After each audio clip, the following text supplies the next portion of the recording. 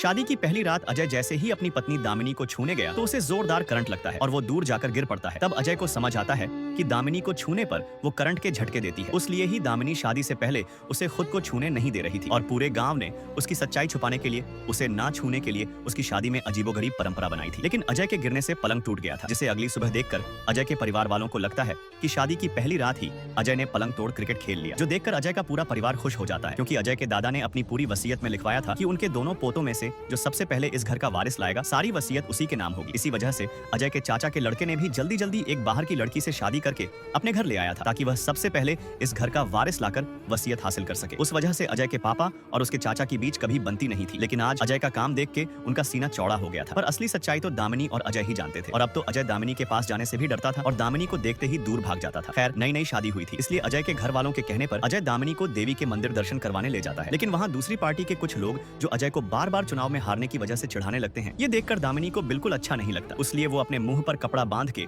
उनकी धुलाई कर देती है और उन सभी को जोरदार करंट के झटके दे देती है। और ये सब देख के अजय बहुत खुश होता है और उसे समझ आया कि दामिनी की करंट वाली पावर इतनी ज्यादा भी बुरी नहीं है। और उसी रात जब अजय अपनी माँ और चाची के हाथों में मेहंदी लगी होने की वजह से उन्हें खाना खिला रहा था, तभी वहाँ दामिनी भी पास आकर बैठ जाती है, जिसे देख अजय की माँ कहती है कि इसे भी एक दो निवाले अपने हाथों से खिला दे। लेकिन अजय करंट से डर रहा था, पर उसकी माँ के कहने पर वो डरते हुए दामिनी को खाना खिलाता है। लेकिन इस बार उसे बिल्कुल भी करंट नहीं लगता। ये देखकर अजय को लगता है कि शायद आज गुंडों की धुलाई करने की वजह से उसकी बीवी की बैटरी पूरी तरह डिस्चार्ज हो गई है। इसलिए रात को अजय फिर से रोमांटिक मूड में दामिनी के करीब जाने लगता है। लेकिन एक बार फिर उसे जोरदार करंट लगता है और उसकी हालत खराब हो जाती है। तब से अजय ठान लेता है कि वो अपनी बीवी से दूर ही रहेगा। आखिर दामिनी को छूने पर कभी करंट लगता है और कभी बिल्कुल नहीं लगता। इस रहस्य का सच जानने के लिए कमेंट में नेक्स्ट पार्ट लिख दो।